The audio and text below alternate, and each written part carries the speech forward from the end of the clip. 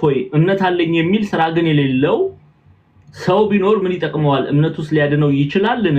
ወንድም ወይም እህት ራቁታቸውን ቢሆኑ የዕለት ምግባቸውን ቢያጡ ከናንተም አንዱ በደና ሂዱ፣ እሳት ሙቁ፣ ጥገቡም ቢላቸው ለሰውነት ግን የማያስፈልጉትን ባትሰጧቸው ምን ይጠቅማቸዋል የሚለውን ቁጥር 14 15 16 ተምረናል። ኦኬ 14 15 16 በስፋት አይተናል። የሐዋርያት ሥራ ምዕራፍ 5ን አንስተን የዮሐንስ ወንጌል ምዕራፍ 1ን አንስተን የማቴዎስ ወንጌል ምዕራፍ 7ን አንስተን የሐዋርያው ቅዱስ አትናቴዎስ በዚህ ክፍል ላይ እምነትና ስራን አስተባብሮ ስለመያዝ ያስተማረውን ትምህርት ሁሉ አንስተን ተምረናል። ጎበዞች ሐሳብ እንዳንደጋገም ሰዓት ስለሌለ ዛሬ የምንቀጥለው ቁጥር 15 ጀምረን እግዚአብሔር እስከፈቀደልን ድረስ እንሄዳለን ማለት ነው። ዲያቆን ክርስቶፎሮስ ያው እንደተለመደው ሰዓት ያዙልንና አቁሙ ይበሉን ኮሜንት ላይ አካውንቱ እንዳይዘጋ ልክ 1:30 40 ደቂቃ ሲደርስ እዚህ ጋር 15 ላይ ወንድም ወይም እህት ራቁታቸውን ቢሆኑ የዕለት ምግብን ቢያጡ ከናንተ አንዱም በደና ሂዱ፣ እሳት ሙቁ፣ ጥገቡም ቢላቸው ለሰውነት ግን የሚያስፈልጉትን ባትሰጧቸው ምን ይጠቅማቸዋል? ካለ በኋላ ያዕቆብ ቁጥር 17 ላይ እንደዚሁም ስራ የሌለው እምነት ቢኖር በራሱ የሞተ ነው ይላል። አሁን እዚህ ጋር ነው ያዕቆብ ቁጥር 17ን ቁጥር 16 ድረስ አይተን 17 ላይ ነው ያዕቆብ እንደዚሁም ስራ የሌለው እምነት ቢኖር በራሱ የሞተ ነው ይላል። አሁን በራሱ የሚለው ከስራ ተነጥሎ ከመልካም ስራ ተነጥሎ ያለ እምነትን ነው እየተናገረ ያለው።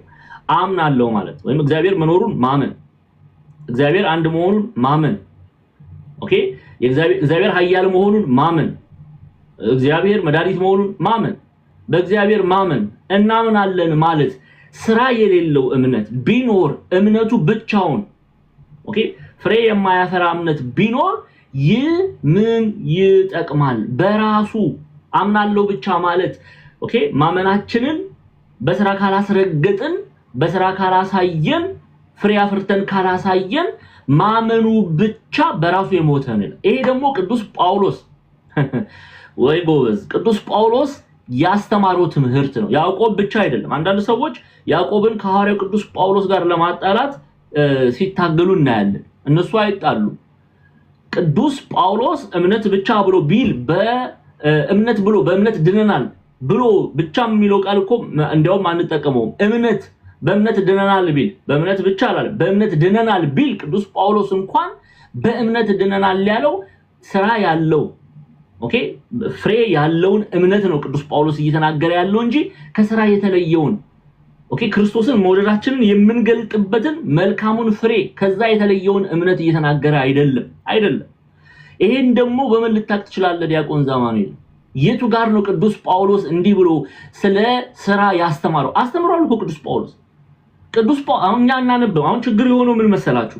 አንዳንድ ሰዎች ኦርቶዶክሳውያን ክርስቲያኖች በተለይ በመናፍቃን በሌላ ቤተ እምነት ያሉ ሰዎች ይሄ እምነትና ስራን አስተባብሮ መያዝን የሚቃወሙ ሰዎች እንዲያው ቅዱስ ጳውሎስ የጻፈው አንድ መልእክት ብቻ ይመስላቸዋል ወይም ሮሜን ብቻ ይመስላቸዋል። ኖ በገላትያ መልእክቱ ላይ እስቲ እንመልከት። ጤናዬ እያነበብን እያንዳንዱን ቨርስ ባይ ቨርስ እያየን እናያለን። ገላትያ ምዕራፍ 5 ቁጥር 6ን ክፈችልኝ። ገላትያ ተርኪና ቱርክ ዛሬ ላይ ኦኬ ኤዥያ ማይነር ታናሿ እስያ ላይ የምትገኝ በቱርክ የምትገኝ ከተማ ናት። ቅዱስ ጳውሎስ ለገላትያ ክርስቲያኖች የጻፈው መልእክት አለ። ገላትያ ምዕራፍ 5 ቁጥር 6 ላይ ምን እንደሚል እስቲ ምንድነው የሚጠቅመው የሚለውን ይገልጽልናል። አስቀድሞ ለገላትያ ክርስቲያኖች ይሄንን መልእክት የሚጽፍበት ምክንያቶች አሉ። ከዛ ምክንያቶች ውስጥ አንዱ ምንድነው? አንዳንድ አይሁዳውያን ኦኬ ካልተገረዛችሁ በግዝረት ካላለፋችሁ እንደኛ ካልሆናችሁ አይሁድ ካልሆናችሁ አትድኑም እያሉ ከአሕዛብ የመጡትን ክርስቲያኖች ያስጨንቋቸው ነበር። ስለዚህ ቅዱስ ጳውሎስ ለእነርሱ የሚጠቅመው ምንድነው የሚለውን እንዲህ ብሎ ይገልጥላቸዋል። በነገራችን ላይ በሐዲስ ኪዳን ግዝረት በጥምቀት ተቀይሯል። ኦኬ ሰው ዛሬ ቤተክርስቲያን ለጤና ነው የምንገረዘው፣ ከጤና አኳያ ነው የምንገረዘው እንጂ የምንገረዘው ከሃይማኖት ጋር ግንኙነት ኖሮት አይደለም። ቤተክርስቲያን ይሄንን ብዙ ጊዜ ታስተምራለች፣ የሚያስተውል የለም እንጂ። ታዲያ ቅዱስ ጳውሎስ ምንድነው ያለው? አሁን ተመልከቱ ምን እንደሚላቸው ገላትያ ምዕራፍ 5 ይኸው ቁጥር 6 ጀምሮ ሙሉን እናንተ አንብቡት ተመልከቱ። በክርስቶስ ኢየሱስ ሆኖ ከፍ አድርጊ ትንሽ ጤናዬ ትንሽ ከፍ አድርጊ ተመልከቱ። አሁን ትንሽ ከፍ አድርጊ ከቁጥር ኦኬ ከፍ አድርጊ ችግር የለም ሐሳቡን እንድንረዳ ከአንድ ጀምሬ ላንብብላችሁ። ጎ አፕ አሁን እሺ ተይው ገላትያ 5 በነፃነት ልንኖር ክርስቶስ ነፃነት አወጣን። እንግዲህ ጸንታችሁ ቁሙ፣ እንደገናም በባርነት ቀንበር አትያዙ። እነሆ እኔ ጳውሎስ እላችኋለሁ አለ። አሁን ማን ነው ይሄንን መልእክት ሐዋርያ ቅዱስ ጳውሎስ ጤና እሺ ማን ነው ይሄንን መልእክት የሚናገረው? ሐዋርያ ቅዱስ ጳውሎስ እነሆ እኔ ጳውሎስ እላችኋለሁ ብትገረዙ ክርስቶስ ምንም አይጠቅማችሁም። እሺ ሕግንም ከፍ ያልሽ ሕግንም ሁሉ እንዲፈጽም ግድ አለበት ብዬ ለሚገረዙት አሁን ስለ ግዝረት ነው የሚያወራው። ለሚገረዙት ሁሉ ለእያንዳንዳቸው ደግሜ መሰክራለሁ። በሕግ ልትጸድቁ ከፍ አድርጊ ስለ ግዝረት ነው የሚያወራው። በሕግ ልትጸድቁ የምትፈልጉ ከክርስቶስ ተለይታችሁ ከጸጋው ወድቃችኋል። እኛ በመንፈስ ከእምነት የጽድቅን ተስፋ እንጠባበቃለን ካለ በኋላ ቁጥር 5 ላይ በክርስቶስ ኢየሱስ ሆኖ አሁን ስሙ የሚጠቅመው ምንድነው የሚለውን ነው ቅዱስ ጳውሎስ እየተናገረ ያለው። ካልተገረዛችሁ ብለው አይሁዳውያን እጅ ይጭኑባቸዋል፣ ያስቸግሯቸዋል። ካልተገረዛችሁ አትድኑም፣ በግዝረት ካላለፋችሁ አትድኑም ብለው ለሚናገሯቸው ነው ይሄንን መልእክት የሚናገረው። ምን አለ ቅዱስ ጳውሎስ? በክርስቶስ ኢየሱስ ሆኖ በምን ሆኖ? በክርስቶስ ኢየሱስ ሆኖ አምኖ ማለት ነው። ኦኬ በክርስቶስ ኢየሱስ ሆኖ ሲል ቅዱስ ጳውሎስ በክርስቶስ ኢየሱስ አምኖ አንድ ሰው እሺ በፍቅር የሚሰራ እምነት እንጂ መገረዝ ቢሆን ወይም አለመገረዝ አይጠቅምምና። አያችኋል? እምነትና የሚጠቅመው ምንድነው እያለ ነው ቅዱስ ጳውሎስ። በምንም ልናየው በምንም አይነት መልኩ ከዚህ አውድ አውጥተን ልንፈታው የምንችለው የመጽሐፍ ቅዱስ ክፍል አይደለም። ግልጽ ነው፣ ምንም የሚያከራክር አይደለም። ሰው የሚድነው ሰው የእግዚአብሔርን መንግስት የሚወርሰው ሰው አማናዊ እምነትን የተላበሰ ሰው የሚታወቀው በክርስቶስ ኢየሱስ ሆኖ አምኖ በፍቅር የሚሰራ እምነት እንጂ ይላል። ተመልከቱ፣ መገረዝም ቢሆን ወይም አለመገረዝ አይጠቅምም ይላል። እንግዲህ እቺ የገላትያ ቤተክርስቲያን የተላከ መልእክት ነው የምናነበው። ስለዚህ አንድ ሰው ኦኬ ለመዳን ምን ማድረግ መቻል አለበት? አምኖ እምነት ስንል በፍቅር የሚሰራውን እምነት ገንዘብ ማድረግ መቻል አለበት። ክርስቶስን መምሰል መቻል አለበት። እንዴት ሰው ክርስቶስን ሳይመስል ይድናል? እንዴት ሰው በቃ አምኛለሁ እኔ ክርስቶስ መሲህ እንደሆነ አምኛለሁ፣ ክርስቶስ ጌታ እንደሆነ አምኛለሁ፣ ክርስቶስ መድኃኒት እንደሆነ አምኛለሁ ብሎ ማመኑን በስራ በፍቅር በሚሰራ ስራ ካልገለጠ እንዴት ሊድን ይችላል? ክርስቲያኖች አይተናል እኮ እንዴ ቅዱስ ጳውሎስ ብቻ ነው እንዴ ሐዋርያ? ቅዱስ ያዕቆብ ብቻ ነው እንደ ሐዋርያ? ዮሐንስንም ተመልክተናል አይደል እንዴ? ዮሐንስ በአንደኛ ዮሐንስ መልእክት በሶስተኛ ዮሐንስ መልእክት አንደኛ ዮሐንስ መልእክትንም እንመለስበትና እናየዋለን። ሶስተኛ ዮሐንስ መልእክት ላይ ለጋይዮስ በጻፈው መልእክቱ ላይ ማንን አትምሰል ነው ያለው? ለምንድን ነው አትምሰል ያለው? ምክንያቱም እሱ እግዚአብሔርን አልመሰለምና። ሰው እግዚአብሔርን ሳይመስል አይድንምና እናየዋለን። ሶስተኛ ዮሐንስ መልእክት ላይ እስቲ ክፈችልን ጤናዬ። ቅዱስ ዮሐንስ ለጋይዮስ ምን ብሎ ነው የነገረው? ማንን ምሰለው ያለው? ቁጥር 7 ጀምረን እንመልከት። እሺ ገጸ ንባቡን እያንዳንዱን እያነበበን ሶስተኛ ዮሐንስ መልእክት ጤና ሶስተኛ ዮሐንስ መልእክት ቁጥር 1 ምዕራፍ 1 ቁጥር 7 አንድ ምዕራፍ ያለው መጽሐፍ ነው። ሶስተኛ ዮሐንስ መልእክት ቁጥር ሶስተኛ የዮሐንስ መልእክት እሺ ቁጥር 7 አይ ነው ከፍ አድርጊ። ቁጥር 7 ከፍ አድርጊ። ይሄው እሺ ከአሕዛብ አንዳች ሳይቀበሉ ስለ ስሙ ወጥተዋልና። እንግዲህ አሁን ጋይዮስን ካመሰገነው በኋላ ምን እንደሚለው ስሙ። ቁጥር 8 ላይ እንግዲህ ከእውነት ጋር አብረን እንድንሰራ እንዲህ ያሉትን በእንግድነት ልንቀበል ይገባናል አለ። ቀጥይ ከፍ ያልሽ ቶሎ እሺ አሁን ወደ ቤተ ክርስቲያን ግን አሁን አስቀድሞ ፍሬ እያፈራ ያለውን ጋይዮስን አመሰገነ። አይታችኋል ክርስቲያኖች፣ ጋይዮስን አመሰገነ። በተለይ በሌላ ቤተ እምነት ያላችሁ እዚህ ካላችሁ ፕሊስ በቅንነት ሆናችሁ ስሙ። ቆይ ተውት፣ አሁን ይሄ ልዩነቱን ተውትና እንዲያው ዲያቆን ዛማኑኤል የሚናገረው ቢብሊካል ነው ወይ? መጽሐፍ ቅዱስ እንወዳለን ትላላችሁ አይደለ? ይሄው መጽሐፍ ቅዱስን ነው የምናነበው። እስቲ በቅንነት ሆናችሁ ስሙ። ተመልከቱ። አሁን ጋዮስን ከመሰገነው በኋላ ቅዱስ ዮሐንስ አሁን ማንን አትምሰል ይለዋል። አትምሰል የሚለው ደግሞ ማን ነው? አርስጥሮኮስ ይቅርታ ዲዮጥራጢስን አትምሰል ይለዋል። ዲዮጥራጢስ ማን ነው የሚለውን አብረን እናያለን። ይሄው ተመልከቱ። ወደ ቤተክርስቲያን ጻፉ አለ። ወደ ማን ነው ጻፉ አለ? ወደ ቤተክርስቲያን አክሌሲያ፣ ወደ ክርስቲያኖች ነው የጻፈው። አሁን ምንድነው የሚለው? ዳሩ ግን ዋናቸው ሊሆን የሚወድ ዲዮጥራጢስ አይቀበለንም ይላል። ዲዮጥራጢስ እኮ አማኝ ነው፣ አምናለሁ ይላል። እውነተኛ እምነት ባይላበስም ግን አምናለሁ ይላል ዲዮጥራጢስ።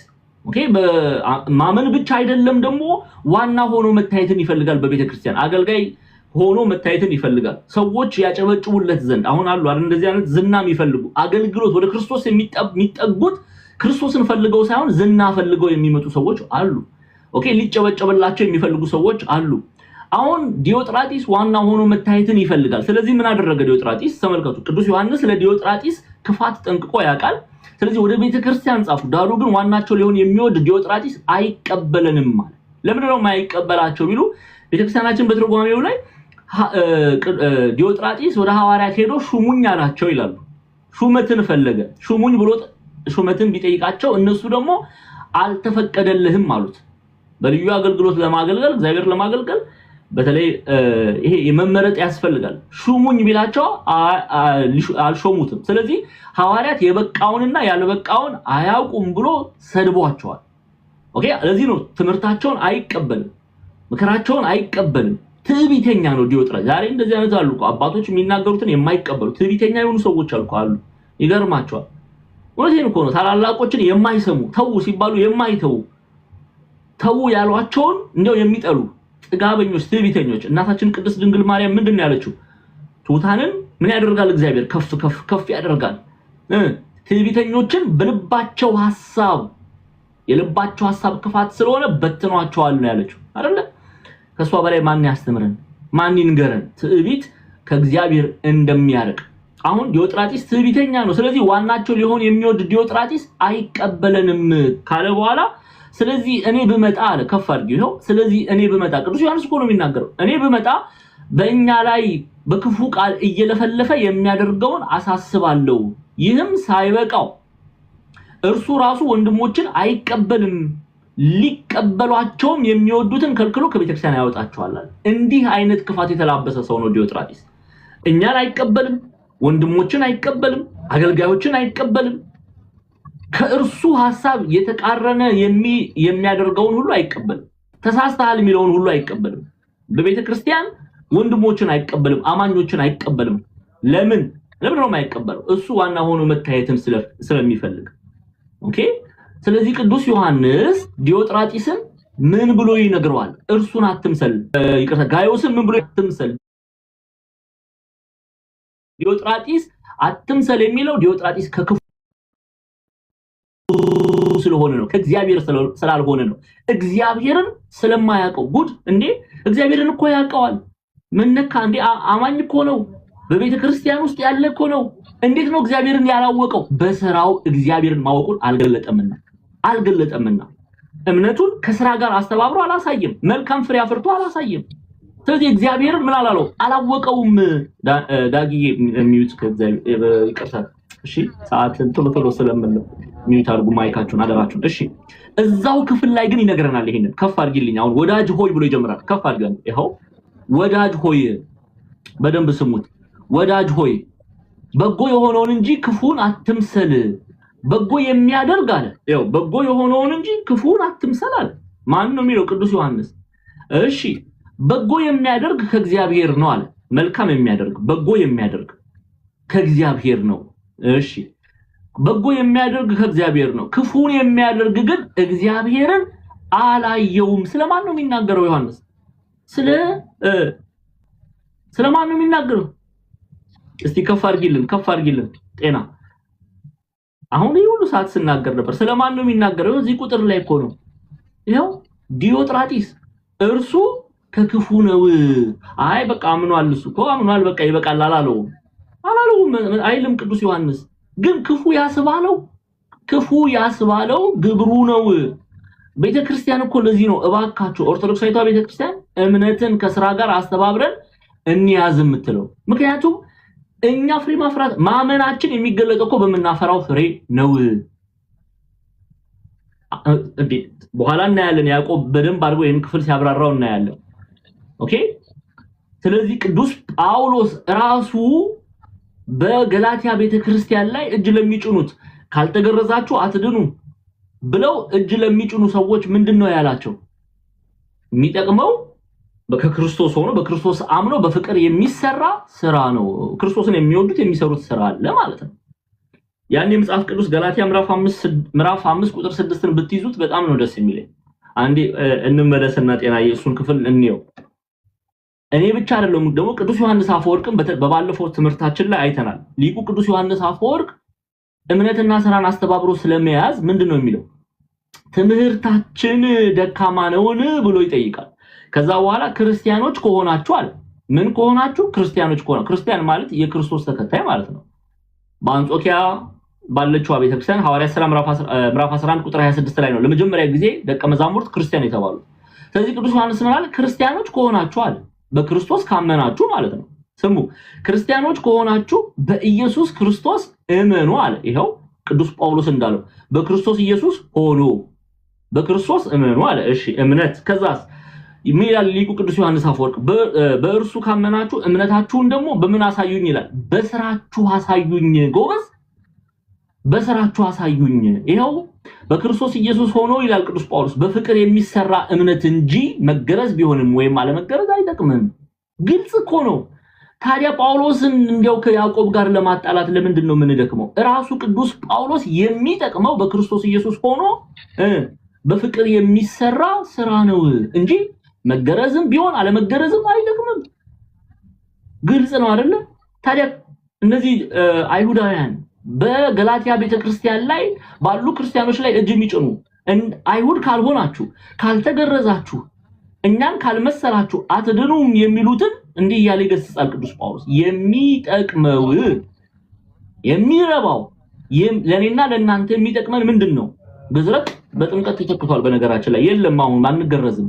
በሃይማኖት አይደለም የምንገረዘው፣ ከጤና አኳያ ነው የምንገረዘው። ግን አሁን የሚጠቅመው በክርስቶስ ኢየሱስ አምኖ በፍቅር የሚሰራ ስራ ነው። ፍሬ ማፍራት ነው የሚጠቅመን። የእግዚአብሔር መንግስትን እንድንወርስ የሚያደርገው ኑ የአባቴ ብሩካን ዓለም ከተፈጠረ ጊዜ ጀምሮ የተዘጋጀላችሁን የእግዚአብሔር መንግስት ውረሱ የሚለውን ያንን የተስፋ ቃል የሚያላብሰን እምነት ከስራ ማስተባበር እንጂ መገረዝም አለመገረዝም አይጠቅምም ይላል። ታዲያ ያዕቆብ የተናገረው ምኑ ጋር ነው ስህተት ሆኖ የሚታየው? ምኑ ጋር ነው? ቅዱስ ዮሐንስ አፈወርቅም ቢናገረው ምኑ ጋር ነው ስህተት የሚሆነው? ተሳስተዋል እንዴ እነዚህ አባቶቻችን? ኦርቶዶክስ ተዋሕዶ ቤተክርስቲያንን ብትናገረው ምኑ ነው ስህተቱ? ለዚህ ነው አባታችን ቅዱስ ዮሐንስ አፈወርቅ ሊቁ ቅዱስ ዮሐንስ አፈወርቅ ትምህርታችን ደካማ ነውን? ክርስቲያኖች ከሆናችሁ በኢየሱስ ክርስቶስ እመኑ፣ በእርሱ ካመናችሁ እምነታችሁን በስራችሁ አሳዩኝ። ስለዚህ ዲዮጥራጢስ እምነቱን በስራ ስላሳየ ከክፉ ነው ተብሏል። ግልጽ ነው አይደል? ከክፉ ነው ተብሏል። እሺ ችግር የለም። አንድ ሁለት የመጽሐፍ ቅዱስ ክፍል እናንሳ ከዚህ ጋር ያያይዘን። እስቲ ደግሞ ወደ የመጀመሪያው ዮሐንስ መልእክት እንግዲህ ቤተክርስቲያን አንደኛ ዮሐንስ መልእክት ኤፌሶን ላሉ ክርስቲያኖች የተጻፈ እንደሆነ ይናገራሉ። ምዕራባዊ ቱርክ ነው ኤፌሶን። ኦኬ፣ ዛሬ ላይ ኤዥያ ማይነር ላይ የምትገኝ ከተማ ናት።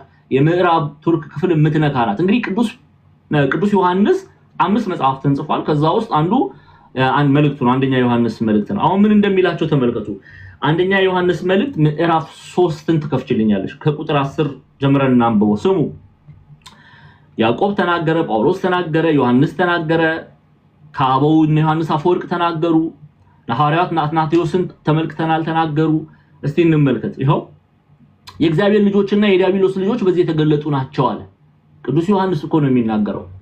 እናታችን ቅድስት ድንግል ማርያም እነሆ እናት ተብሎ የተሰጠው በእሱ አማካኝነት ለኛም እናታችን ሆና ተሰጥታናለች። ምንድነው የሚለው?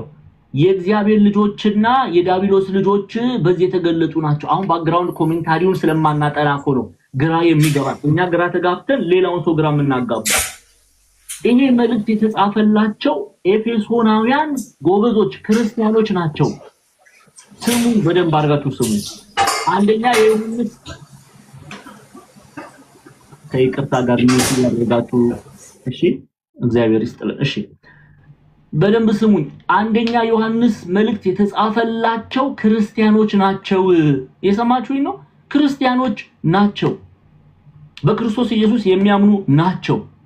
ቅዱስ ዮሐንስ ወንጌላዊ ወልደ ዘብዴዎስ ያዕቆብ ወንድም መልእክቱን ሲጽፍላቸው በእምነት ይበረቱ ዘንድ በጊዜው ደግሞ ኖስቲሳውያን ሐሰተኞች የቀደሙት መናፍቃን ተነስተው ቤተክርስቲያንን ያስጨንቁ ስለነበረ መንከር ነበረበት። ቅዱስ ዮሐንስ መገሰጽ ነበረበት፣ ማረም ነበረበት፣ በእምነት ይጸኑ ዘንድ መምከር ነበረበት። ስለዚህ ምን አላቸው? ተመልከቱ። የእግዚአብሔር ልጆችና የዲያብሎስ ልጆች በዚህ የተገለጡ ናቸው ብሎ ይነግራቸዋል። አሁን እያስተማራቸው ነው። አባት ነው፣ መምህር ነው። ልጆቹን መምከር ማስተማር ግዴታ አለበት። ስለዚህ የእግዚአብሔር ልጆች የዲያብሎስ ልጆች በዚህ የተገለጡ ናቸው። ልዩነቱን ነው የሚያሳየው። ይቀጥልና ጽድቅን የሚያደርግና ስሙ እንግዲህ ጉድ እኮ ነው። ጽድቅን የሚያደርግና ወንድሙን ጽድቅን የማያደርግ ይቅርታ የማያደርግና ወንድሙን የማይወድ ሁሉ ከእግዚአብሔር አይደለም። እንዴ እኛ አምነን የለን እንዴ? ቅዱስ ዮሐንስ አምነናል እኮ አይደለም ያሉት። እነሱ እንደኛ አስቸጋሪዎች አይደሉም። ምክር ይሰማሉ፣ የአባቶችን ምክር ይሰማሉ፣ የሐዋርያቱን ትምህርት ይሰማሉ። ስለዚህ ጽድቅን የማያደርግና ወንድሙን የማይወድ ሁሉ ከእግዚአብሔር አይደለም ብሎ ይዘጋዋል። ታዲያ ከእግዚአብሔር ያልሆነ እንዴት ነው የእግዚአብሔር መንግስት የሚወርሰው? ጎበዝ፣ ከእግዚአብሔር ያልሆነ እንዴት የተስፋውን ቃል ሊሰማ ይችላል?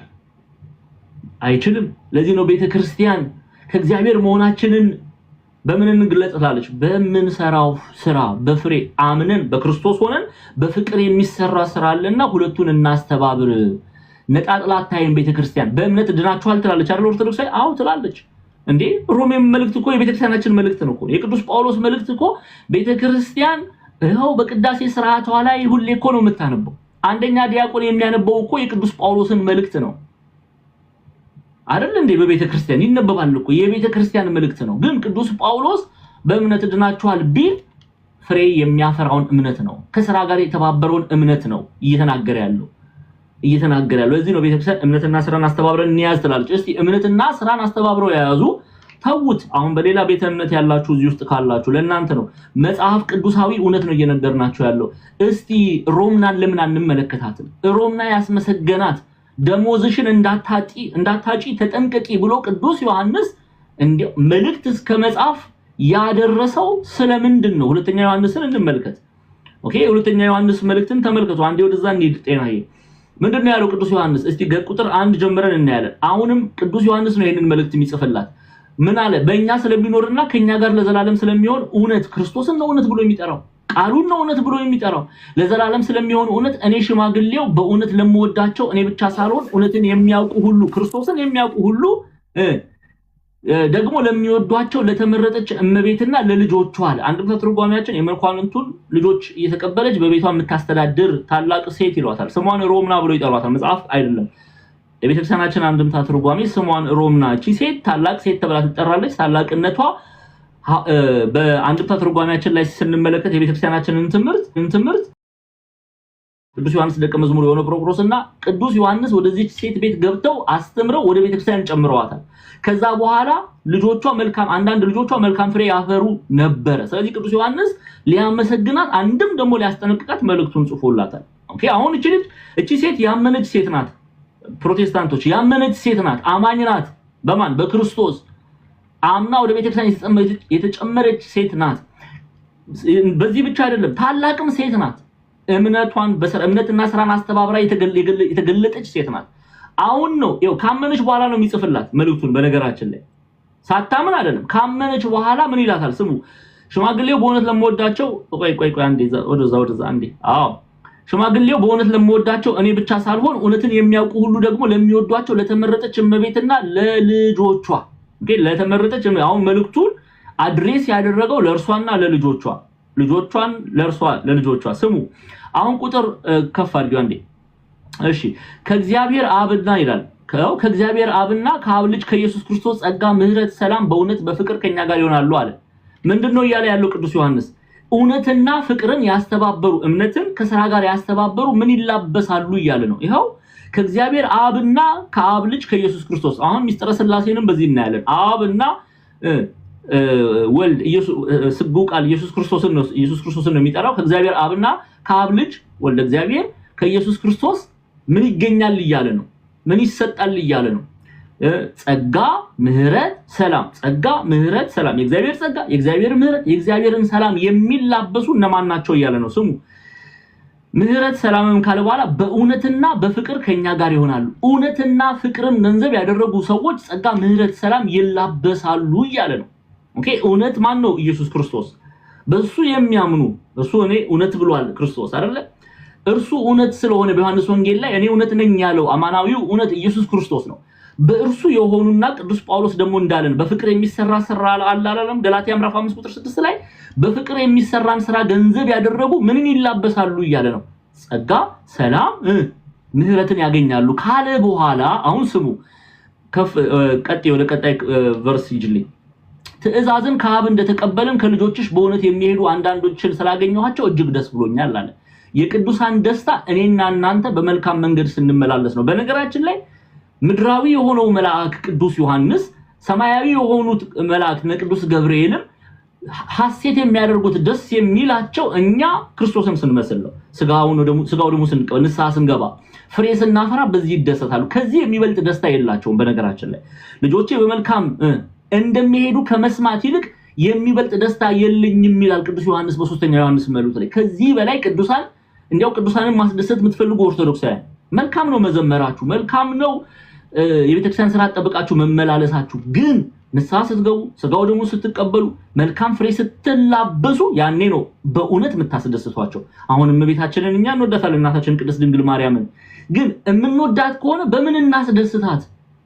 በምን እናስደስታት ኦርቶዶክሳውያን ክርስቲያኖች ይሄ ተሳዳቢ የሆነው ምላሳችንን በንስሐ ከረጋሚነት ወደ መራቂነት ወንጌልን የሚናገር የሚመርቅ የቤተክርስቲያንን መልካሙን ፍሬ ስናሳይ ያኔ ቅዱሳን በእኛ ይደሰታሉ አሁን ቅዱስ ዮሐንስ ምን አለ ሮምናን ምን ይላታል ትእዛዝን ከአብ እንደተቀበልን ከእግዚአብሔር ዘንድ የእግዚአብሔር ትእዛዝን እንደተቀበልን ከልጆችሽ በእውነት የሚሄዱ አንዳንዶችን ስላገኘኋቸው እጅግ ደስ ብሎኛል በእውነት የሚሄዱ ሲል በእግዚአብሔር ቃል እውነት የሚመላለሱ ከልጆችሽ ስላገኘው ሐሴት አደርጋለሁ ደስ ብሎኛል ይያላት ነው እሺ አሁንም አሁን ቁጥር እዛው ክፍል ላይ ተመልከቱ አሁንም እመቤቴ ሆይ እርስ በርሳችን ጉድ ተመልከቱ አሁንም እመቤቴ እርስ በርሳችን እንድንዋደድ እለምንሻለሁ የቅዱሳን ልመና ይሄ ነው እርስ በርሳችን እንድንዋደድ እለምንሻለሁ ይህቺ ከመጀመሪያው ዘንድ የነበረች ትእዛዝ ናት ጌታ መድኃኒታችን ኢየሱስ ክርስቶስ ያስተማራት ትእዛዝ ናት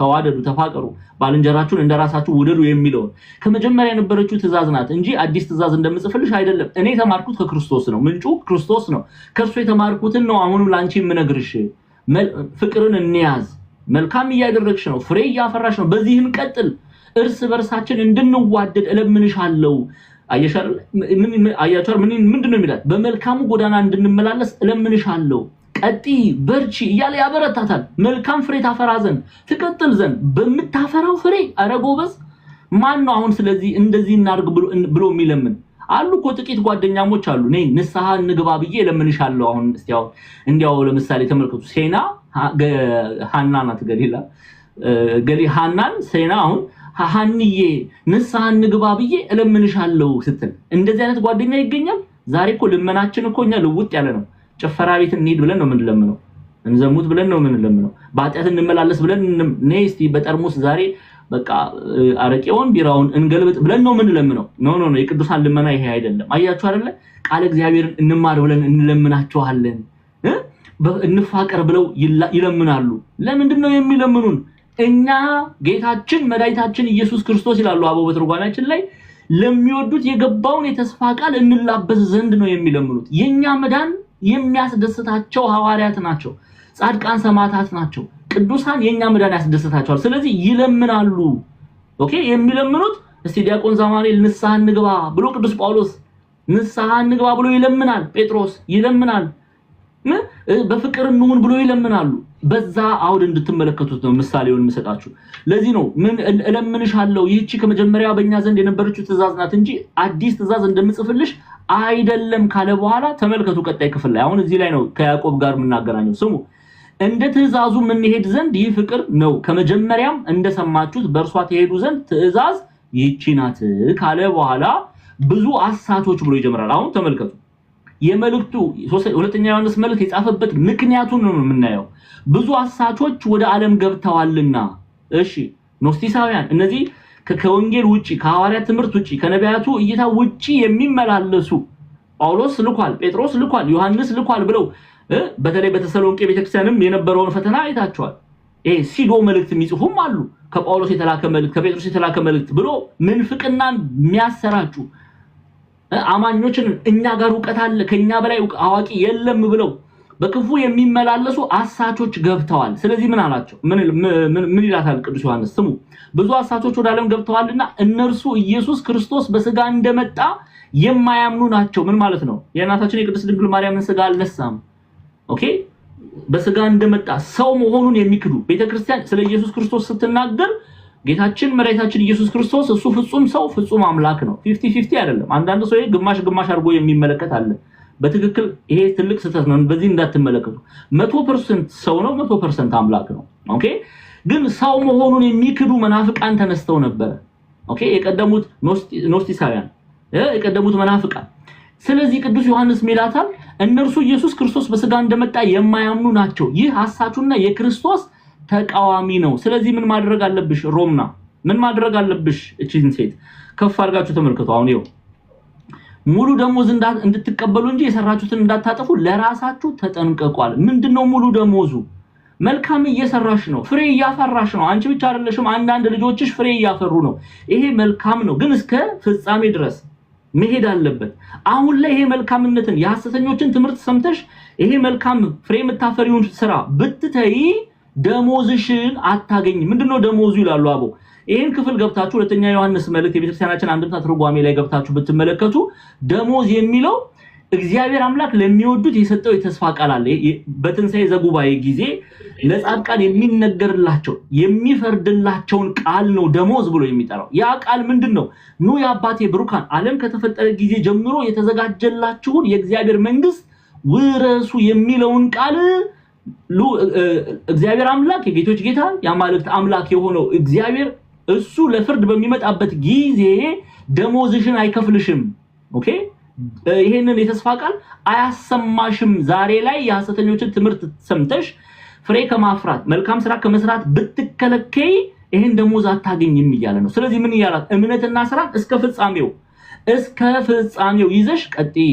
ሙሉ ደሞዝ የምትፈልጊ ከሆነ ሙሉ ደሞዝን እንድትቀበሉ እንጂ የሰራችሁትን እንዳታጠፉ ለራሳችሁ ተጠንቀቁ። ዛሬ ላይ ብዙ ሰው የሰራውን አጥፍቷል። መልካም ነበር መጀመሪያ ላይ ቤተክርስቲያን ይመላለሳል፣ በእግዚአብሔር ቃል እውነት ይመላለሳል። ከቤተክርስቲያን አታጡትም። በቅዳሴ በሰዓታቱ በማህሌቱ አታጡትም። ከዛ ሐሰተኞች መተው ሹክ ይሉትና ከእውነት ግብሩ መልካም ፍሬ ከማፍራት ይርቅና በመንፍቅና ጎዳና ላይ የቆመ ዛሬ በጣም ብዙ ነው። ያ ሰው ደሞዝን አያገኝም፣ ሙሉ ደሞዝን አያገኝም። የሰራውን አጥፍቷል። እምነቱን ከስራ ጋር አላስተባበረም። ስለዚህ ይፈረድበታል ማለት ነው። አላውቃችሁም የሚለውን የፍርድ ቃል ከጌታችን ከመድኃኒታችን ከኢየሱስ ክርስቶስ ይሰማል። ከዚህ እግዚአብሔር አምላክ ይጠብቀን። እምነትና ስራን አስተባብረን አማናዊ ክርስቲያን ሆነን ክርስቶስን እንጠብቀው ዘንድ የተገባ መሆን መቻል አለበት። እሺ የሚፈረድብን በምን ምክንያት ነው እንዴ? ራሱ እሺ ችግር የለም። አይ ዲያቆን ዛማኑኤል ዮሐንስ ነው የተናገረው፣ አይ ቅዱስ ጳውሎስ ነው የተናገረው ምንል ደግሞ ካለን አላችሁ ብያላምንም፣ ግን ካለን ራሱ ጌታችን ባለቤቱ ራሱ ጌታችን መድኃኒታችን ኢየሱስ ክርስቶስ ምን ብሎ ነው ያስተማረው? እስቲ የማቴዎስ ወንጌል ምዕራፍ 16 ቁጥር 27ን ክፈቱልኝ። የማቴዎስ ወንጌል ምዕራፍ 16 ቁጥር 27 ቶሎ እያላችሁ እሺ ሰዓታችንን ለመጠበቅ የማቴዎስ ወንጌል ምዕራፍ 16 ቁጥር 27 እሺ ይሄው ገጸ ንባቡን እንመልከት። አስጠጊው በደንብ የሰው ልጅ መጽሐፍ ቅዱስ ላይ ክርስቶስ የሰው ልጅ ተብሎ ተጠርቷል። የእናታችን የቅድስት ድንግል ማርያም ልጅ መሆኑን ሲያጠቅስ ነው የሰው ልጅ ተብሎ የሚጠራው። እውነት ነው ደግሞ ሰው ናት እናታችን ቅድስት ድንግል ማርያም፣ የእርሷ ልጅ መሆኑ ነው። ቅዱስ ጳውሎስ በገላትያ መልእክቱ ምዕራፍ 4 ቁጥር 4 ላይ የሴት ልጅ ይለዋል። ኦኬ የሰው ልጅ ከመላእክቱ ጋር በአባቱ ክብር ይመጣ ዘንድ አለውና ያን ጊዜም ለሁሉ እንደ ስራው ያስረክበዋል። ጎበዝ እንደምኑ ያስረክበዋል አለ? እንደ ስራው። ታዲያ ከዚህ እውነት እናንተን ለመለየት ስራ አያስፈልግም የሚሉ መናፍቃን የሚናገሯችሁን አትስሙ ሙሉ ደሞዛችሁን እንዳታጡ ክርስቲያኖች ኦርቶዶክሳውያን የቤተክርስቲያንን ትምህርት አድምጡ ሰው ልጅ እምነትና ስራን አስተባብሮ ካልያዘ ይፈረድበታል ንስሐ ላለመግባት ነው ስጋው ደሙን ላለመቀበል ነው በመልካም ጎዳና ላለመመላለስ ነው እንደው ምንጋጋጣው ምን ማለት ነው ሌላ ትርጉም የምንሰጠው የያዕቆብ መልእክት ግልጽ ነው እምነት ያለ ስራ የሞተ ነው ለዚህ ነው የሰው ልጅ ከመላእክቱ ጋር በአባቱ ክብር ይመጣ ዘንድ አለውና ያን ጊዜም ለሁሉ እንደ ስራው ዲያቆን ዛማኑኤል የሚፈረድበት እንደ ስራው ዲያቆን ክርስቶፎሮስ የሚፈረድበት እንደ ስራው መምህር ዘላለም እንደ ስራው እምነትና ስራን አስተባብ በፍቅር የሚሰራ ስራ አለ ጎበዝ እንደ ስራው ያስረክበዋል ክፉ የሚሰራ ክፉ ይቀበላል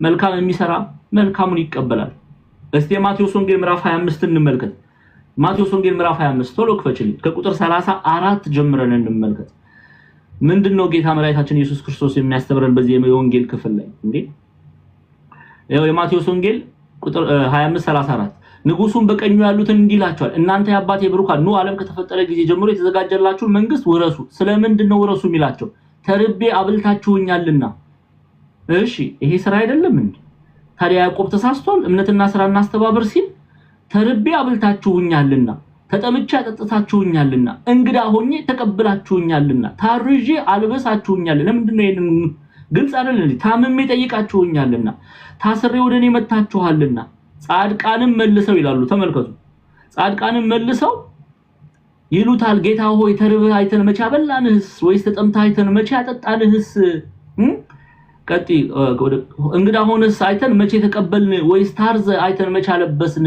ወይስ ታም ወይስ ታስራ አይተን መቼ ጠየቅን ወደ አንተ መጣን ይሉታል ንጉሱም መልሶ ይላል ንጉስ ሚለው ክርስቶስን ነው ንጉሱም መልሶ እውነት እላችኋለሁ ከሁሉ ከሚያንሱት ከነዚህ ወንድሞቼ ለአንዱ እንኳን ስላደረጋችሁት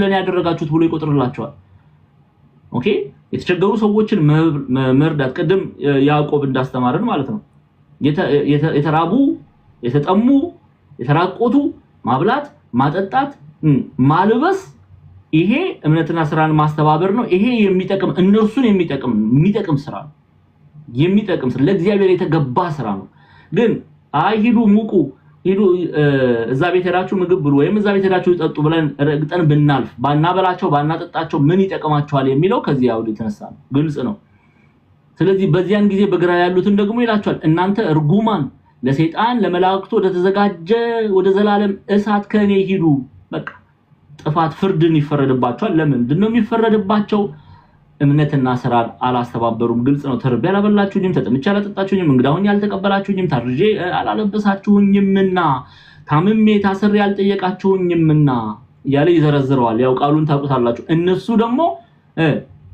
እነሱ እናምናለን የሚሉ ናቸው አንዳንዱማ አጋንንትንም እናወጣለን የሚሉ ናቸው በዚያ ውስጥ ነቢያት ነን የሚሉ አሉ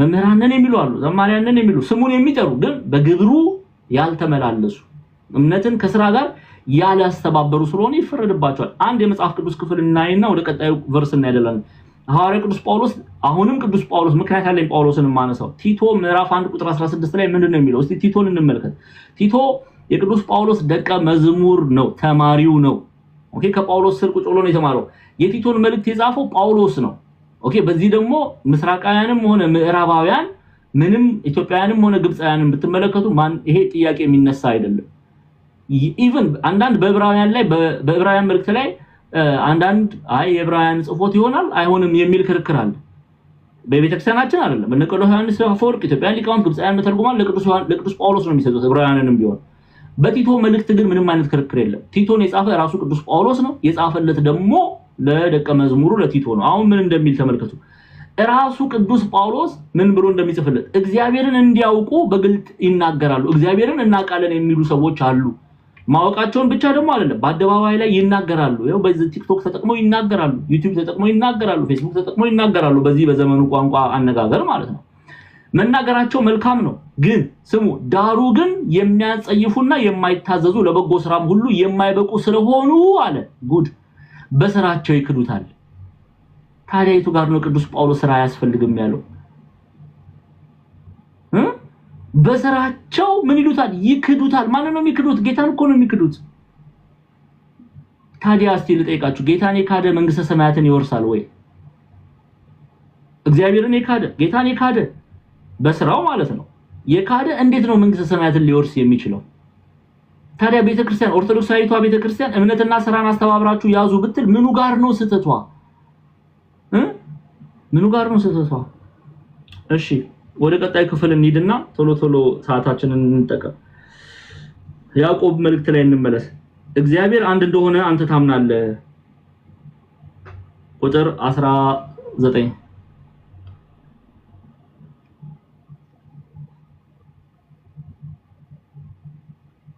ከቁጥር 18 ጀምረን እንመልከት። 18 ላይ ነው ነገር ግን ይላል ነገር ግን አንድ ሰው አንተ እምነት አለ። በነገራችን ላይ አሁን እዚህ ጋር በተለይ ከሌላ ቤተ እምነት የሚነሱ ጥያቄዎች አሉ። መጨረሻ ላይ ስለ አብርሃም የሚነሳ ሰኞ ዕለት አንድ ሰው እንዳይቀር ያዕቆብ መልእክትን ማወቅ የሚፈልግ ጠንቅቆ ማወቅ የሚፈልግ ቅዱስ ያዕቆብ ስለ አብርሃም ለምን አነሳ? ኦኬ ምክንያቱም ስለ አብርሃም ሲነሳ ቁጥር 23 ላይ መጽሐፍም አብርሃምም እግዚአብሔርን አመነ ጽድቅም ሆኖ ተቆጠረለት ያለው ተፈጸመ የእግዚአብሔርም ወዳጅ ተባለ የሚለውን ክፍል በደንብ አድርገን ነው የምናየው። ምን ማለት ነው? ስለ አብርሃም ሲናገር ራሱ ያዕቆብ ምን እያለ ነው የሚለውን አውዱን ጠብቀን በስነ ስርዓት እያንዳንዷን ቨርስ እንመለከታለን። እሺ ኤኒዌይስ ነገር ግን አንድ ሰው አለ ያዕቆብ አንተ እምነት አለ እኔም ስራ አለኝ። እምነትህን ከስራ ለይተህ አሳየኝ እኔም እምነቴን በስራዬ አሳያለሁ ይላል። እምነትና ስራ ተለያይቶ እንደማይገለጥ ነው የሚነግረን። ነገር ግን አንድ ሰው አንተ እምነት አለ እኔም ስራ አለኝ እምነትህን ከስራ ለይተህ አሳየኝ እኔም እምነቴን በስራዬ አሳያለሁ ይላል ካለ በኋላ ቀጣይ ክፍሉን ተመልከቱ። ቁጥር 19 ላይ እግዚአብሔር አንድ እንደሆነ አንተም ታምናለህ መልካምም ታደርጋለህ አጋንንትም ደግሞ ያምናሉ ይንቀጠቀጡማል። አሁን ነጣጥለን እንደማናይ እምነትን አንተ እምነትህ እኔ ስራዬን ብለን መታየት የለብንም። ሁለቱ የሚነጣጠሉ አይደሉም። እምነትና ስራ አንድ ነው። አንድ ላይ አድርገን ነው የምንናገረው። ኦኬ እኔ እምነት ብቻ አለኝ እምነቴን ይዤ እቀጥላለሁ። ነገር ግን አንድ ሰው አንተ እምነት አለ እኔም ስራ አለኝ እምነትህን ከስራ ለይተህ አሳየኝ የሚለይ ያለ መሆኑን ነው የሚናገረው። ለያይተን የምናሳየው ጉዳይ አይደለም። አሁን እምነትና ስራ አንድ ላይ ነው መያዝ ያለብን። እምነትህን ከስራ ለይተህ አሳየኝ እኔም እምነቴን በስራዬ አሳያለሁ ይላል። ኦኬ ይሄ እንዴት ሊሆን ይችላል? እምነትና ስራ ነጣጥለን እናሳይ አንችልም። አንድ ናቸው። እንዲህ ምንል ከሆነ ግን እግዚአብሔር አንድ እንደሆነ አንተም ታምናለህ። አንተ እግዚአብሔር አንድ እንደሆነ ታምናለህ። ኦኬ መልካምም ታደርጋለህ። ማመንህ መልካም ሆኖ ሳለ ግን አጋንንትም ደግሞ ያምናሉ ይንቀጠቀጡማል ይላል። ማመን ብቻ አይደለም ይንቀጠቀጡማል። እግዚአብሔር እንዳለ አጋንንት አያውቁም እንዴ? እኛን ከአጋንንት የሚለየን በምንድነው? በፍሬ በመናሳየው ፍሬ በመንሰራው ስራ። እስቲ እንመለከቱ። የመጽሐፍ ቅዱስ ክፍል በስፋት ነው ያለን። እዚህ ላይ ማቴዎስ ወንጌል ምዕራፍ 7 ቁጥር 16ን ክፈችልኝ አንዴ። ማቴዎስ ወንጌል ምዕራፍ 7 ማቴዎስ ወንጌል ምዕራፍ 7 ቁጥር 16 እስቲ የማቴዎስ ወንጌል ምዕራፍ 7 ቁጥር 16ን እንይ። ሌላም ገጽ ንባብ አለ እንመለከታለን። አሁን ከቁጥር 15 ጀምሬ ላንብብላችሁ። ከፍ አድርገን እንዴ የበግ ለምድ ለብሰው ከሚለው ማለት ነው። የበግ ለምድ ለብሰው ከሚመጡባቸው በውስጣቸው ግን ነጣቂ ተኩላዎች ከሆኑ ሐሰተኞች ነቢያት ተጠንቀቁ አለ። እሺ አሁን ጌታ በፍሬያቸው እንደምናውቃቸው ነው የሚነግረን። ከፍሬያቸው ታውቃቸዋላችሁ። ከእሾ ወይም ከኩርንችት በለስ ይለቀማልን ብሎ ይጠይቃል። ይቀጥልና እንዲሁ መልካም ዛፍ ሁሉ መልካም ፍሬ ያደርጋል፣ ክፉም ዛፍ ክፉ ፍሬ ያደርጋል። መልካም ዛፍ ክፉ ፍሬ ማፍራት ወይም ክፉ ዛፍ መልካም ፍሬ ማፍራት ከፍ ያደረግሽው አይቻለውም። መልካም ፍሬ የማያደርግ ፍሬ የሚለው ስራውን ነው።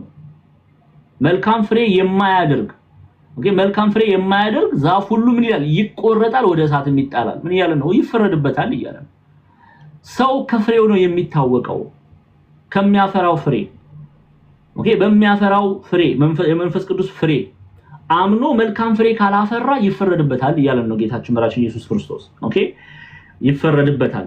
አምኖ መልካም ፍሬ የማያፈራ ሰው ፍርድን ነው የሚቀበለው ከእግዚአብሔር ዘንድ ፍርድን ይቀበላል መልካም አምኖ ደግሞ መልካም ፍሬ የሚያፈራ ምን ያደርግ የእግዚአብሔርን መንግስት ይወርሳል እስቲ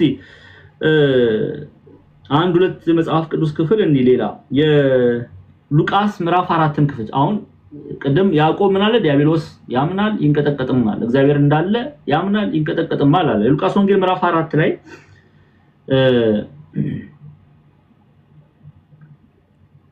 አንዴ ቆይ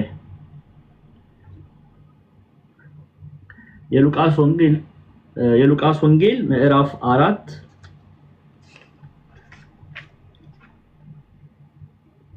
መጀመሪያ ሁለት እናያለን አንደኛ ዮሐንስ ወንጌል ምዕራፍ 6ን እንዴ አሁን ሁለት ምስክሮች እናያለን ዮሐንስ ወንጌል ምዕራፍ 6 ላይ ቁጥር ዮሐንስ ወንጌል ማቴዎስ ሳይሆን ዮሐንስ ወንጌል አሁን ዮሐንስ ወንጌል ምዕራፍ 6ን ክፈችልኝ ቁጥር 69 ላይ ጴጥሮስ ጌታ ሆይ ወደ ማን እንሄዳለን አንተ የዘላለም ሕይወት ቃል አለ ካለ በኋላ የተናገረውን ክፍል እንዴ ከዛ ደግሞ ዲያብሎስ ስለ እግዚአብሔር ሲመሰክር ጌታ ምን አለው የሚለውን እንመለከታለን ልዩነቱ ምን ነው የሚያሳየው እሺ የዮሐንስ ወንጌል ምዕራፍ 69 ምዕራፍ 6 እሺ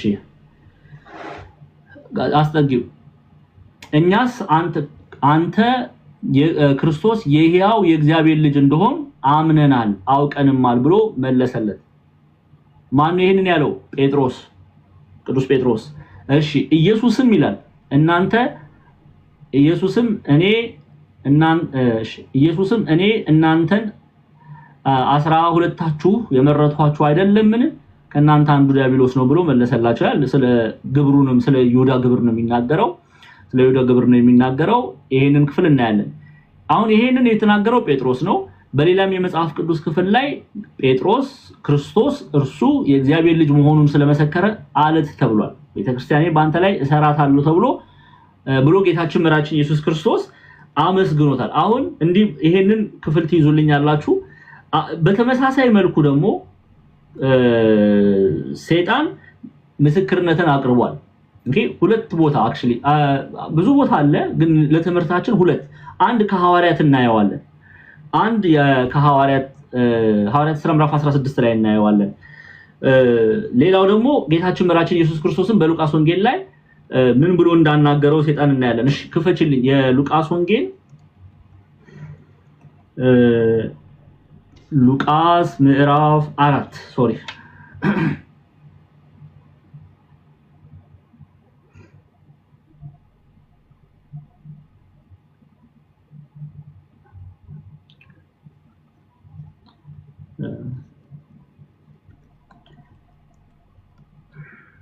እሺ ሉቃስ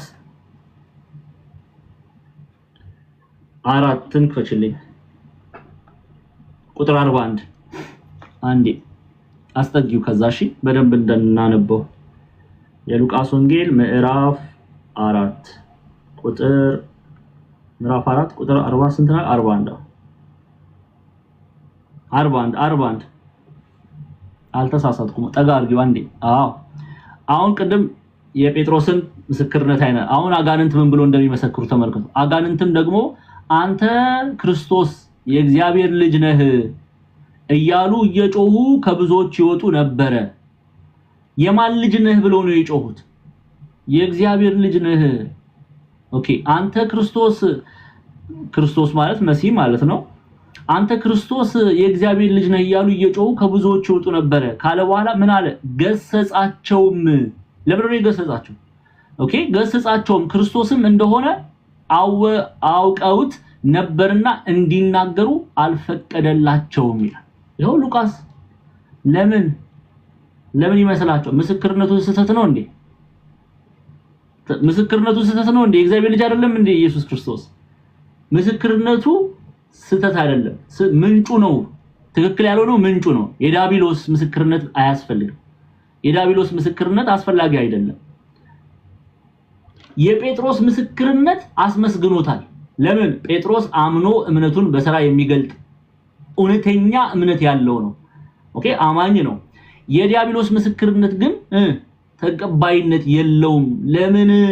ለምን መልሱልኝ እንጂ ትክክል እኮ ነው የተናገረው ምስክርነቱ ትክክል ነው ግን አማናዊ እምነትና አማናዊ ግብርን መልካም ፍሬ ገንዘብ ያደረጉ አይደሉም ዲያብሎሶች ዲያብሎስ አማናዊ ግብርና አማናዊ ስራን በህብረት አንድ አድርጎ የያዘ አይደለም አማናዊ እምነት የለውም በእውነት አማናዊ እምነት ክርስቶስ አምላክነቱን አምኖ እንደ አምላክነቱ መጠን አያከብረውም አይፈራውም አይገዛለትም ለዛ አይደል እንዴ ይኖርበት ከነበረው ከፍታ የወደቀው የተጣለው አይደል እምነትና ስራን አስተባብሮ ስላልያዘ ማለት ነው ስለዚህ ምስክርነቱ ሊያስመሰግነው አይችልም እንዲሁም እምነትና ስራን ነጣጥለን ቀደም ያዕቆብም ያደረገ ያሳየን የነበረው ይሄንን እምነትና ስራን ነጣጥለን ልናይ አንችልም አንድ ላይ ካልያዝን እናምናለን ብለን በስራ ማንገልጥ ከሆነ የኔና የናንተ ምስክርነታችን ምንም አይጠቅምም ጥቅም አለው የዳቢሎስ ምስክርነት እዚህ ጋር ያያችሁት ነው ለዳቢሎስ ጠቅሞታል የጠቀመው ነገር አለ እየገባችሁ ነው እየተረዳችሁኝ ነው ምን ጥቅም አገኘ ዳቢሎስ አንተ የያው የእግዚአብሔር ልጅ ነህ ስላለ ምንም ጥቅም አላገኘው ያገኘው ምንም ጥቅም የለም በልና ወደ ቀደመው ክብር ተመለስ ብሎታል ጌታ መሰከርክልኝ እኮ እንዴ እውነት ተናገርክልኝ እኮ ብሎታል አላለውም እንዲያው ምንድነው ያለው ገሰጸው ነው የሚለው ደግሞ እንዳይናገር ገሰጸው ነው የተባለው የዳቢሎስ ምስክርነት አያስፈልግ ጎዶሎ ነው ዳቢሎስ መናፍቅ ነው ዳቢሎስ ሐሰተኛ ነው ዳቢሎስ እሺ የጴጥሮስ ምስክርነትስ አላስመሰገነውም አስመስግኖታል አይደል የጴጥሮስ ምስክርነት አስመስግኖታል ለምን ጴጥሮስ ደግሞ አማናዊ እምነትን ከሥራ ጋር አስተባብሮ የያዘ ነው እውነተኛ አማኝ ነው መልካም የሆነውን ፍሬ የሚያፈራ ነው ስለዚህ ጴጥሮስን ሲያመሰግነው ሁለቱም ግን የተናገሩት የተለያየ ነገር አይደለም ሁለቱም የተናገሩት ዲያብሎስም የተናገረው ጴጥሮስም የተናገረው ቅዱስ ጴጥሮስም የተናገረው ትክክለኛ ነገር ነው ምስክርነቱ እውነት ነው የጴጥሮስ ምስክርነት ግን ተደማጭነት ያገኘው አማናዊ እምነት ከሥራ ጋር ያስተባበረ ነው ቅዱስ ጴጥሮስ ዲያብሎስ ግን በሥራው ይክደዋል እግዚአብሔርን አንተ ያው የእግዚአብሔር ልጅ ነህ ብሎ ቢናገር እንኳን በሥራው ግን የሚክደው ነው እውነተኛ አይደለም ለዛ ነው እምነት ከሥራ ተለይቶ የሞተ ነው የሚለው ቃል የሞተ ነው ያዕቆብ የሚናገረው ቃል ግልጽ ነው ቅዱስ ያዕቆብ የሚናገረው እንመለስ ወደ ያዕቆብ መልእክት እንመለስ አሁን እዛው ክፍል ላይ ምዕራፍ 2 ያዕቆብ መልእክት ምዕራፍ 2 ላይ ስለዚህ እግዚአብሔር አንድ እንደሆነ አንተ ታምናለህ መልካምም ታደርጋለህ ካለ በኋላ አጋንንት ደግሞ ያምናሉ ይንቀጠቀጡማል አለ አያችሁ ሃይላይት አድርግልኝ ጤና ጎበዝ ሃይላይት አድርግልኝ ኖ እዛው 19 ላይ ስለዚህ አንተ ከንቱ ሰው ኖ 2:19 አዎ እሺ በደንብ ስሙ እግዚአብሔር አንድ እንደሆነ አንተ ታምናለህ መልካምም ታደርጋለህ እምነትህ መልካም ነው ግን አጋንንት ደግሞ ያምናሉ ይንቀጠቀጡማል አንተን ካጋንንት የሚለየው በምንድነው ነው that's the question ሁላችን ልንጠይቅ የሚገባው ጴጥሮስ አምኖ እምነቱን በስራ ያስተባበረ ጀግና ነው ስለዚህ የሱ ምስክርነትን እኛ እናደምጣለን የዲያብሎስ ምስክርነትን የማናደምጠው እውነተኛ ስላልሆነ ነው ዲያብሎስ እውነተኛ አይደለም ኦኬ ስለዚህ ቆም ብለን ልናይ ያስፈልጋል ማመናችን በምንድነው እምነታችንን ምን አስረግጠን ልናሳይ የምንችለው እውነተኛ አማኞች መሆናችንን ልናሳይ የምንችለው በስራ ነው እምነትና ስራን በፍቅር የሚሰራ ስራ አለ ክርስቲያኖች እባካችሁ ይሄንን አስተባብረን እንያዝ ኦኬ ለዛ ነው እግዚአብሔር አንድ እንደሆነ አንተ ታምናለህ መልካም ታደርጋለህ አጋንንትም ደግሞ ያምናሉ ይንቀጠቀጡማል አንተ ከንቱ ሰው እምነት ከሥራ ተለይቶ የሞተ መሆኑን ልታውቅ ተወዳለህን ይላል ቁጥር 20 ላይ ይሄው ከፍ አድርግልን እኔ ተናግሬ እንዳይመስላችሁ እዛው ያዕቆብ ነው የሚናገረው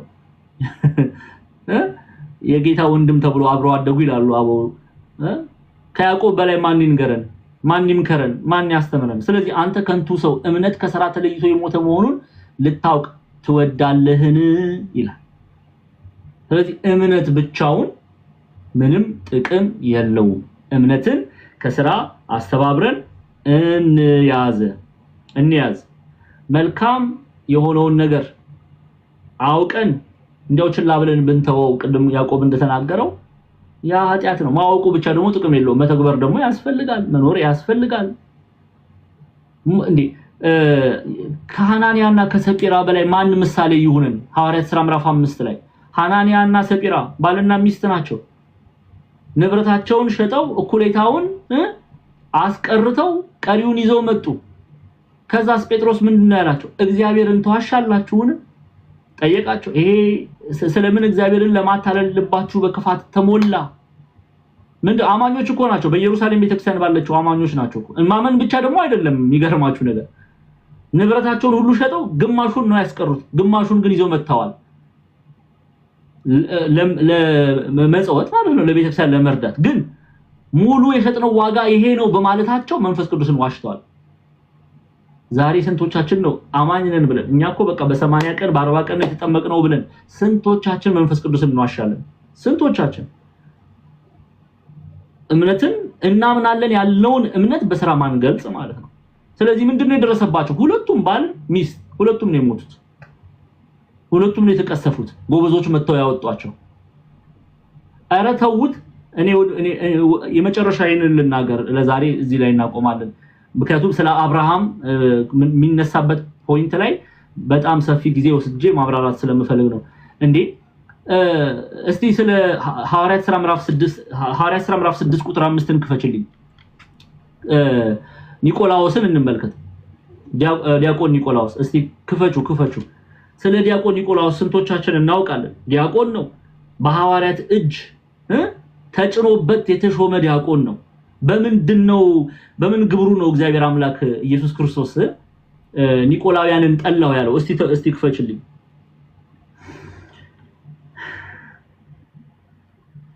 አስተጊው ቁጥር 5 ላይ ተመልከቱ ቁጥር 5 ላይ እንደው አስረጅ እያሳየን ኖ ጤና አንቺ ያለሽው ሌላ ቦታ ነው እኔ ያልኩ ያለሁት ሐዋርያት ሥራ ምዕራፍ 6 ቁጥር 5 አንቺ ያለሽው ሐዋርያት ሥራ ምዕራፍ 5 ላይ ያለሽው እኔ ምዕራፍ 6 ቁጥር 5 ይሄው ይህም ቃል ሕዝቡን ሁሉ እሺ ደስ አሰኛቸው እምነት መንፈስ ቅዱስ የሞላበትን ሰው እስጢፋኖስን አሁን ተመልከቱ ከነ እስጢፋኖስ መቼም እኛ ኢትዮጵያውያን እስጢፋኖስን ጠንቅቀን ነው የምናውቀው ኢትዮጵያውያን ጃንደረባ ፊሊጶስን እስጢፋኖስ በሰማዕትነት የሞተ ቀዳሚ ሰማዕት ነው ከዲያቆናቶች መካከል ማለት ነው ሐዋርያት አይደለም ከዲያቆን ነው የምንመድረው ከሰባቱ ዲያቆናት ከስጢፋኖስ በኋላ እኛ ኢትዮጵያን የምናውቀው ፊሊጶስ አለ እጅጉን የምንወደው አይደለ ኢትዮጵያን ጃንደረባ አስተምሮ አጥምቆ የላከው እሺ ከነሱ ጋር ነው ዲያቆን ተብሎ የተጠራው ኒቆላዎስ ስሙ እምነትና መንፈስ ቅዱስም የሞላበት ሰው እስጢፋኖስን ፊሊጶስን ፕሮክሮስ በሮምና ቤት የገባ ከቅዱስ ዮሐንስ ጋር የቅዱስ ዮሐንስ ደቀ መዝሙር ፕሮክሮስ በተለይ አንዳንድ ሊቃውንት ይናገራሉ በፍጥሞ ደሴትም ከዮሐንስ ጋር እንደነበረ እንዲያውም ዮሐንስ ራእይን ያው በብዙ በእኛ ቤተክርስቲያን ተቀባይነት ያለው ቅዱስ ዮሐንስ እንደጻፈው ነው ኦኬ ወንጌላዊ ቅዱስ ዮሐንስ አንዳንዶች ደግሞ አሉ የሚናገሩ ፕሮክሮስ ዮሐንስ ራእዩን አየ ፕሮክሮስ ጻፈ ነው የሚሉ አሉ ኦኬ እዛ ውስጥ መግባት አያስፈልግም አሁን ግን ፕሮክሮስን ተመልከቱ ጀግና ዲያቆናት ናቸው እዚህ ያሉት ስንት ጀግና የወንጌል አርበኞች እንዳሉ ስሙ እስጢፋኖስ ፊሊጶስ ፕሮክሮስ ኒቃሮናንም ጢሞናንም ጳርሜናንም ወደ ይሁዲነት ገብቶ የነበረውን የአንጾኪያውን ከፍ አድርጊው ኒቆላዎስንም መረጡ አሁን እነዚህ ለድቁና ሊቀበሉ ነው ኦኬ ዲያቆናት ሊሆኑ ነው በጠረጴዛ ዙሪያ ለሚነሱ ንግግሮች ሊላላኩ ማለት ነው ተላላኪ ማለት ነው ዲያቆን እሺ ይሄው በሐዋርያት ፊት አቆሟቸው በማን ፊት አቆሟቸው በሐዋርያት ፊት አቆሟቸው ከጸለዩም በኋላ እጃቸውን ጫኑባቸው አያችሁ አይደለ ሹመትን ተቀበሉ አሁን ዲያቆናት ሆኑ እነ ፊሊጶስ እነ ፕሮክሮስ እየሄዱ ወንጌልን እየሰበኩ እያስተማሩ እየተላላኩ ሐዋርያትን ይራዳሉ ኒቆላዎስ ግን ከነዚህ ዲያቆናት መካከል አንዱ ኒቆላዎስ በጌታችን በመድኃኒታችን በኢየሱስ ክርስቶስ ግብሩን እርሱን የሚከተሉ ግብሩን ጠላውት ኦኬ ግብራቸውን ጠልቻለሁ ብሏል ጌታ ቤት በራእይ ዮሐንስ ላይ ምንድነው ግብሩ የሚለውን እናያለን ዮሐንስ ራእይ ምዕራፍ 2 ቁጥር 15 ላይ ተመልከቱ ክፈችልኝ በጴርጋሞን ስለተላከው በጴርጋሞን ወዳለው ወደ ቤተክርስቲያን መልአክ እንዲህ ብለህ ጻፍ በሁለት ወገን የተሳለ ስለታም ሰይፍ ያለው እንዲህ ይላል ካለ በኋላ ቁጥር 15 ላይ 15 ላይ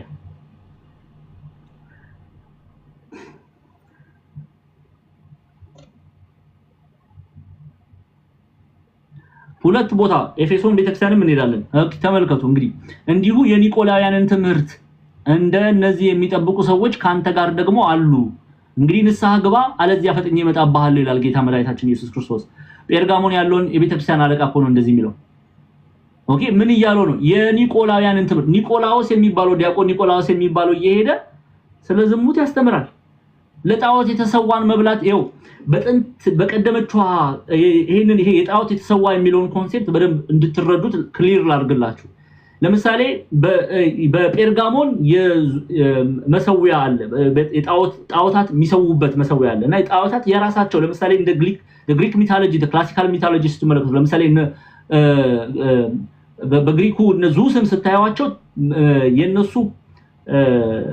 ለነሱ የሚያገለግሉ መስዋዕት ይሰዋሉ ኦኬ መስዋዕታቸውን ይሰውና የተረፈውን ወደ ከተማ አውርደው ስሙ በደንብ አድርጋችሁ ስሙ ፕሊዝ የጣዖት የተሰዋ ብሎ ዝም ብሎ ማለፍ አይደለም ምን ማለት ነው የሚለው ማወቅ ያስፈልጋል ለዙስ ተሰውቶ አንተ አምላክ ነህ ብለው ለዙስ ሰውተው የተረፈውን ስጋውንም ምኑንም አውጥተው ወደ ገበያ ይሸጡ ነበር ጥንቷን ዓለም ነው የምነግራችሁ በጴርጋሞን እንዲህ ይደረግ ነበር ከመስዋዕቱ የተረፈውን ስጋውን አውርደው ለጣዖት የተሰዋ ነው አውጥተው ይሸጣሉ አሁን እዛ ላይ ክርስቲያኖችም ግዙ ችግር የለም ብሉ ያስተምራል ኒቆላዎስ ኦኬ ያን ብቻ ደግሞ አይደለም ምን ያደርግ ነበር ኒቆላዎስ ስለ ዝሙት ትዳር ስለ መፍታት ይላሉ የቀደሙት የቤተክርስቲያን አባቶች ያስተምር ነበር ችግር የለውም መዘሞት ችግር የለውም ትዳር መፍታት ችግር የለውም እያለ ከእግዚአብሔር ቃል ውጪ የሆነን ትምህርት ያስተምር ነበር ስለዚህ ጌታችን መድኃኒታችን ኢየሱስ ክርስቶስ ምን አለው በተለይ የኒቆላዎስ የሐሰተኛው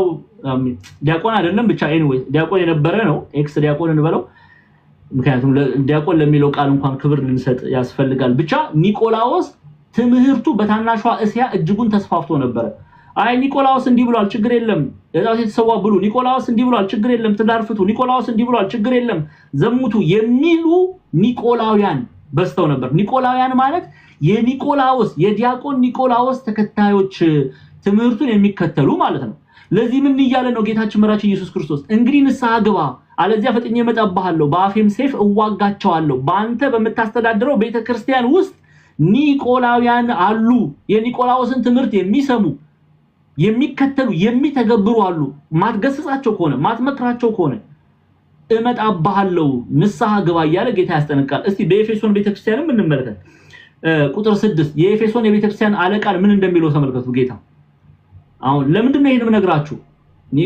ኒቆላዎስ አማኝ ነው እምነቱን በስራ ያልገለጠ ማለት ነው ስራውን ሙሉ ደሞዝ አያገኝም ኒቆላዎስ ምክንያቱም ጌታ መድኃኒታችን ኢየሱስ ክርስቶስ ያላስተማረውን ትምህርት እንዳስተማረ አድርጎ የሚናገር ጽድቅን ማይወድ ኃጢአትን ገንዘብ ያደረገ ስለሆነ ይፈረድበታል ማለት ነው እምነትና ስራን ያስተባበረ አይደለም ስለዚህ ሲመሰገን እናየው ኦኬ እስቲ እንመልከት ምዕራፍ 2 ቁጥር 6 ላይ እዛው ራዕይ ዮሐንስ ምዕራፍ 2 ቁጥር 6 ላይ በኤፌሶን ወዳለው ወደ ቤተክርስቲያን መልአክ እንዲህ ብለህ ጻፍ ካለ በኋላ ኤፌሶን ምዕራባዊ ቱርክ ናት ዛሬ ላይ በነገራችን ላይ አርኪኦሎጂስቶች እችን ከተማ ቆፍረው አውጥተዋታል ዛሬ ሄዳችሁ መጎብኘት ትችላላችሁ ኤፌሶንን በኤፌሶን ወዳለው ወደ ቤተክርስቲያን መልአክ እንዲህ ብለህ ጻፍ ካለ በኋላ ጌታ ምንድነው የሚለው ቁጥር 6 ላይ ተመልከቱ ቁጥር 6 ላይ ነው ይልኝ እሺ ሙሉን ላንብበው ተይው እዛው ያዡ ከቁጥር 1 ጀምረን እናንብብ ስሙ ኒቆላውያን እና ኒቆላዎስ ለምን ይገሰጻሉ ስሙ በኤፌሶን ወዳለው ወደ ቤተክርስቲያን መልአክ እንዲህ ብለህ ጻፍ በቀኝ እጅ ሰባቱ ከዋክብት ያዘው በሰባቱም የወርቅ መቅረዝ መካከል የሚሄደው እንዲህ ይላል ክርስቶስ ይሄን ምዕራፍ 1 ላይ ግልጽ አድርጎ ስላስቀመጠው እና ሰዓታችንን እንጠብቃለን እንሄዳለን ቁጥር 2 ላይ ስራህን ድካምህን ትግስትህንም አውቃለሁ ክፎችን ልትታገስ እንዳትችል እንዲሁም ሳይሆኑ ሐዋርያት ነን የሚሉትን መርምረ ሐሰተኞች ሆነው እንዳገኛቸው አውቃለሁ ታግሰህማል ስለስሜም ብለህ ጸንታ አልደከምም ዳሩ ግን የምነቅፍብህ ነገር አለኝ አለው ጌታችን መድኃኒታችን ኢየሱስ ክርስቶስ ነው የሚናገረው ማንን የኤፌሶን ቤተክርስቲያን አለቃን ኤጲስቆጶስ መሪ መምህር በሉት ምን ብሎ ነው የሚወቅሰው ዳሩ ግን የምነቅፍብህ ነገር አለኝ ምንድነው የሚነቅፍበት ይሄው የቀደመውን ፍቅርህን ትተሃልና ምን ማለት ነው እምነትና ስራህን አስተባብረ ይዘህ ነበር እምነትን ከሥራ አስተባብረ ትኖር ነበር ግን አሁን ስራህን ትተሃል የቀደመውን ፍቅር አማኝ እኮ ነው አሁንም ግን ስራውን ትቷል አያችሁ አይደል እሺ እንመልከት ከወዴት እንደወደቅ ካስብ ንስሐም ግባ የንስሐም ግባ የቀደመውን ስራህንም አድርግ አየ ምን ስራህን አድርግ አለዚያ እመጣብሃለሁ ምን ሊያደርግ ነው ይመጣ ጌታ ሊፈርድበት ንስሐ ባይገባ ይፈረድበታል ይሄው ንስሐ ባትገባ መቅረዝህን ከስፍራው እወስዳለሁ ይላል አቦ ይሄን ክፍል በብዙ ይፈቱታል ይሄ ተስፋ ለሚወዱት የተሰጠው የተስፋ የመንግስተ ሰማያት ተስፋ ይወስድበታል ደሞዙን ይወስድበታል ዘላለማዊ ህይወትን አያገኝም በብዙ ይፈቱታል ብቻ ንስሐ ባትገባ እምነትና ስራህን አስተባብረ ባትይዝ መቅረዝን ከስፍራው እወስዳለሁ አለ እሺ ይሄው ነገር ግን ይህ አለ እኔ ደግሞ የምጠላውን የኒቆላውያንን ስራ ጠልተሃልና አያችሁ አይደል አሁን ደግሞ ያመሰግነዋል ጌታ መድኃኒታችን ኢየሱስ ክርስቶስ ለምን ይሄ የኤፌሶን ቤተክርስቲያን መሪ የዲያቆን ኒቆላዎስን ትምህርት ይጠላል በኤፌሶን የሚነገረውን የኒቆላዎስን ትምህርት ኒቆላውያን የሚለው የዲያቆን ኒቆላዎስ ተከታዮች ናቸው የሱን ትምህርት የሚያስተጋቡ ትምህርታቸውን ይጸየፋል ይጠላልና እግዚአብሔር እኔ ምጠላውን ጠልተሃልና ብሎ ሲያመሰግነው እንመለከታለን ስለዚህ ዲያቆን ኒቆላዎስ አማኝ ነበር አምኗል ሐሰተኛ ያስባለው ግን ያመነውን እምነት በስራው ስላልገለጠ ነው እምነትና ስራን ስላላስተባበረ ነው እሱ ብቻ አይደለም እርሱን የሚከተሉ ሁሉ ጌታችን መድኃኒታችን ኢየሱስ ክርስቶስ ግብራቸውን እንደሚጸየፍ እንደሚጠላ ጽፎልን ቅዱስ ዮሐንስ ጽፎልን ጌታ መድኃኒታችን ኢየሱስ ክርስቶስ አስተምሮን አይተናል ከዚህ በላይ ምን አይነት አስረጅና አቅርብ በሰባቱም በታናሿ እስያ ላይ ያሉትን አብያተ ክርስቲያናት ብናይ ታሪካቸውን ብናይ የተጻፈውን መልእክት ብናይ ብናጠና አጥንተናልም ደግሞ እምነትና ስራን ያላስተባበሩ እንደሚፈረድባቸው ነው ጌታ ያስተማረው ያዕቆብም የተናገረው ይሄንን እውነት ነው ስራ እምነት ያለ ስራ አዎ የሞተ ነው ቤተክርስቲያን ያዕቆብ መልእክትን ትቀበላለች ኦኬ ስራ የሌለው እምነት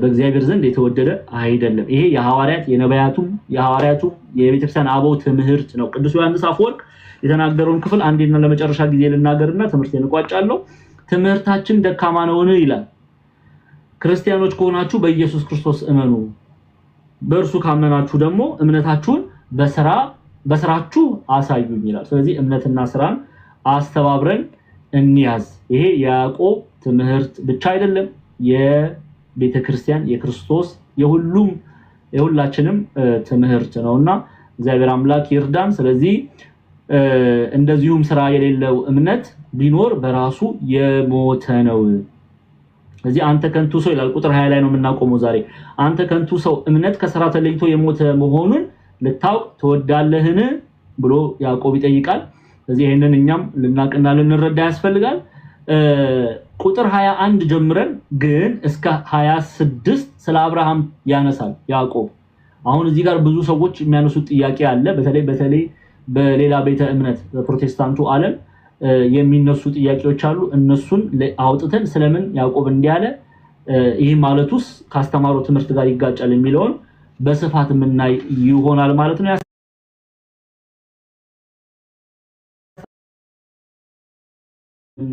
ይሆናል ማለት ነው ካጥናፍ እስከ አጥናፍ የከበረ የተመሰገነ ይሁን እጅጉን ምንወዳት እናታችን ቅድስት ድንግል ማርያም ጸሎቷ ምልጃዋ ከኔና ከናንተ ጋር ይሁን እግዚአብሔር አምላክ አስተምሮናል መክሮናል ገስጾናል በአማናዊው ትምህርት እንድንመላለስ ቅዱሳኑን መስለን እንድንኖር ሁላችንንም በክርስቶስ ኢየሱስ ፍቅር እጠይቃለሁ እምነትን ከሥራ ጋር አስተባብራችሁ ያዙ ይሄ የሐዋርያት የነቢያቱ ከሆነ ምን በሉ ነው ያለው ትእዛዛቴን ጠብቁ ዮሐንስ ወንጌል ምዕራፍ 14 ቁጥር 15 እና 16 ስለዚህ እንወዳሃለን ምንለው ጌታዬ ሆይ እንወዳሃለን ምንለው ከሆነ እንወዳሃለን ምንለው በእርሱ